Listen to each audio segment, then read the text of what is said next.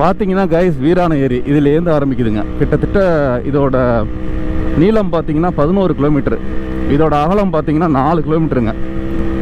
இதோட முழு கொள்ளளவு பார்த்தீங்கன்னா கரெக்டாக 1.46 டிஎம்சி தண்ணி இதில் முழு கொள்ளளவுங்க. இந்த வீராண ஏரி பார்த்தீங்கன்னா கடலூர் மாவட்டம் காட்டுமன்னார் கோயிலில் ஆரம்பித்து அங்கேருந்து சேத்தியாத்தோப்புக்கும் முன்னாடியே பூதங்குடின்னு ஒரு ஊர் இருக்குங்க, அந்த ஊரோட முடிஞ்சிடுதுங்க இந்த வீராண ஏரி. சென்னைக்கு பார்த்தீங்கன்னா இதுலேருந்து தான் தண்ணி எடுத்துக்கிட்டு இருக்காங்க.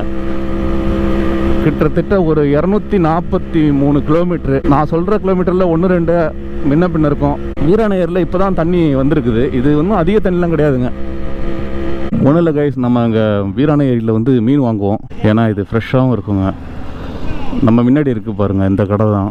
இவர் இன்னும் மீன்லாம் வெட்ட ஆரம்பிக்கல, பார்த்துட்டு போய்டும் இருங்க. பார்த்திங்கன்னா நம்ம இங்கே தான் மீன் வாங்கணும். எப்போவும் இங்கே தான் வாங்குவோம். காலையிலே அவர் மீன் விற்றுருந்தாவிலான்னா வாங்கியாச்சு. வாங்கிட்டு அப்படியே கிளம்பும். பொன்னியின் செல்வன் கதையில் பார்த்தீங்கன்னா கல்கி அவர்கள் சொல்லியிருப்பாங்க வீர நாராயண ஏரி அப்படின்னு சொல்லியிருப்பாங்க. அதுதான் காலப்போக்கில் பார்த்தீங்கன்னா இது வீராண ஏரியாக மாறிடுச்சிங்க. இந்த ஏரி பார்த்தீங்கன்னா ராஜாதித்ய சோழன் அவர் தான் வந்து இந்த ஏரியை வெட்டினாருங்க. இந்த ஏரியை வெட்டிட்டு அவரோட அப்பாவோட பேர் வந்து பரந்தாமன் சோழன், புனைப்பெயரான வீர நாராயணன், அவரோட பேரில் தான் வீர நாராயண ஏரின்னு இந்த ஏரிக்கே பேர் வந்துச்சுங்க. இதுக்கு பார்த்தீங்கன்னா தண்ணி பார்த்தீங்கன்னா கொள்ளிடத்துலேருந்து வடவாறு வழியாக தான் இதுக்கு தண்ணி வந்து சேரும். ஒன்ஸ் இங்கே தண்ணி வந்துருச்சுன்னு வச்சிங்களேன், அதுக்கப்புறம் இதை சுற்றி இருக்கிற எத்தனையோ கிராமங்கள் இருக்குது, எல்லாமே வந்து இதை வச்சு தான் அவங்க விவசாயம் பார்க்குறாங்க. இதில் பார்த்தீங்கன்னா நெல், கரும்பு, வாழை அது மாதிரி தான் விவசாயம் பார்க்குறாங்க. இதில் மீன் நல்லா கிடைக்கும். காலையிலே பார்த்தீங்கன்னா இந்த இடங்கள்ல மீன் விற்பாங்க. நல்லாயிருக்கும், ஃப்ரெஷ்ஷாக இருக்குங்க, உயிர் மீனாக இருக்கும்.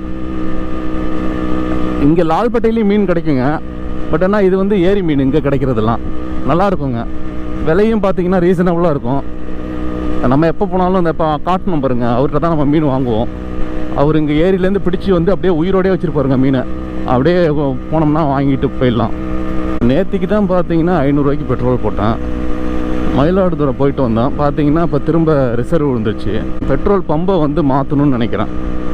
ஏன்னா அந்த பம்பில் சரியாக போடுறாங்களா என்னன்னு தெரியல. எனக்கு அப்போவே டவுட்டாக இருந்துச்சு, என்னடா அது 500 ரூபா கொடுத்தோம், 500 ரூபாய்க்கு போட்ட மாதிரி தெரியலையே அப்படின்னு நினச்சேன். அது கரெக்டாக போயிடுச்சு. இதுலேருந்து பார்த்தீங்கன்னா தண்ணி ஃபுல்லாக நிறையா இருக்கும். இதுக்கு அந்தாண்ட கரையில் பார்த்தீங்கன்னா சித்தமல்லின்னு ஒரு ஊர்லாம் இருக்குது. தண்ணிலாம் இல்லைன்னு வச்சுக்கலாம், இதில் பைக்லேயே போயிடலாம்.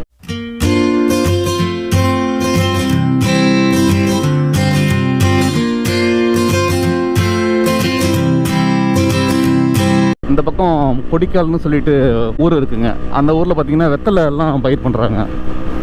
இப்போ தான் மீன் பிடிக்க ஆரம்பிச்சிருக்காங்க. ஏன்னா தண்ணி வந்து கிட்டத்தட்ட பார்த்தீங்கன்னா இதில் ஒரு 10 நாள் இருக்கும்னு நினைக்கிறேன். இதுலேருந்து தண்ணி போகிற மதகுகள் பார்த்தீங்கன்னா நிறைய குறைஞ்சி போச்சுங்க. என்னாச்சுன்னு தெரியல, மதகுகளை மூடிட்டாங்களா இல்லை விவசாய நிலங்கள் குறைஞ்சி போச்சான்னு தெரியல. இப்போ ரொம்ப கம்மியான மதகு தான் இருக்குதுன்னு சொல்கிறாங்க. சாயங்கால டைமில் நீங்கள் பார்த்தீங்கன்னா இதில் நிறையா பேர் பார்த்தீங்கன்னா அப்படியே உட்காந்துருப்பாங்க. ஒரு சிட்டிங் தான். இப்போவும் பாருங்கள், காலையிலேயே நிறைய பேர் உட்காந்துருக்காங்க. நல்ல ஒரு தண்ணி ஓட்டம் இருக்கிறது இல்லை, அதனால் பார்த்தீங்கன்னா குழு குழு குழுன்னு காற்று வரும். அதுவும் ஈவினிங் டைமில் சொல்லவே தேவையில்லைங்க, செம்மையாக இருக்கும் இந்த இடமே. சோழர்கள் வெட்டிய ஏரியில் முழுசாக இருக்கிற ஏரி நம்ம ஏரி தான் நினைக்கிறேன். நிறையா ஏரிகள் பார்த்தீங்கன்னா ஒன்றும் காணாமவும் போயிருக்கு. ஆனால் இந்த ஏரி இன்னும் நம்ம அப்படியே பராமரிச்சுட்டு வராங்க. அது ஒரு பெரிய நல்ல விஷயந்தான். ஆனால் என்ன ஒன்று, காவேரி கொள்ளிடத்தில் தண்ணி வந்தால் மட்டும்தான் இதுக்கு தண்ணிங்க, வேறு வழி கிடையாது. ஒன்ஸ் இது ஃபுல்லாகிடுச்சுன்னா அதுக்கப்புறம் இந்த பக்கத்தில் உள்ளவங்களுக்கு தண்ணி பிரச்சனையே இருக்காது. அவ்வளோதான் இந்த வீடியோ. எனக்கு தெரிஞ்சதை ஷார்ட்டாக சொல்லியிருக்கேன் வீராண ஏரியை பற்றி. இதில் ஏதாவது குறைகள் இருந்தால் நீங்கள் கமெண்ட் பண்ணுங்கள். Okay, see you in next video. அடுத்த வீடியோவில் பார்க்கலாம். பாய்.